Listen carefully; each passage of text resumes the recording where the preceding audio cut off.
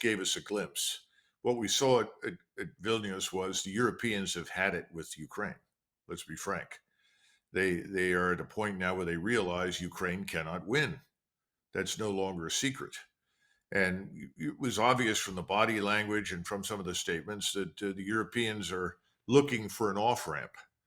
The real question at this point is whether or not the Biden administration is looking for an off ramp. I rather suspect they are. And why? The Ukrainian army is beginning to melt away. People need to understand that at some point, every army that goes to war at some point reaches the breaking point. In other words, it cracks under pressure. Uh, my friend Mike Vlahos, he and I discussed this war last December, and a lot of people enjoyed that discussion. But that's one of the points that he raises routinely with me.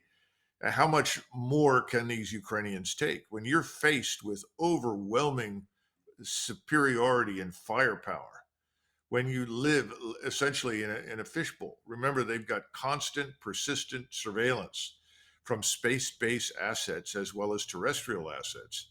There's nowhere to hide.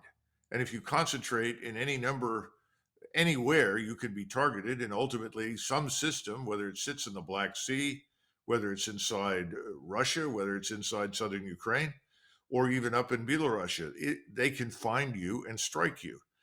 So I think what we're watching is the disintegration of the Ukrainian military.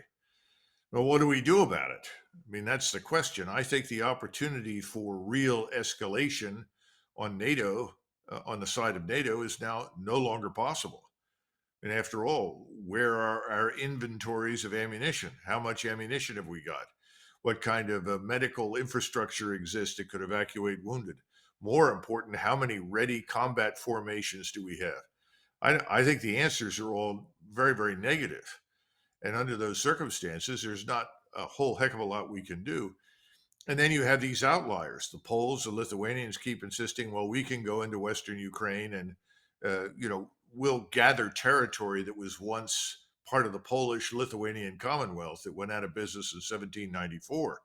And Putin has responded very negatively, saying, well, if you come in under the NATO umbrella, you'll never leave. In other words, we'll bury you where you stand. And that's a pretty serious response, and it's one that everybody should take seriously. So I hope that people in Washington recognize two things. Ukraine has already lost the war. This is not going to be won. Ukraine is disintegrating. Its armed forces are falling apart.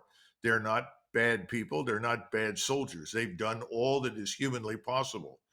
The hundreds of thousands of dead and casualties is simply too much. All the hospitals are full. How many people they've got left that they could throw at the advancing Russians is anybody's guess, but I don't think it's very much. So the question now is, what do we do? Do we let this continue?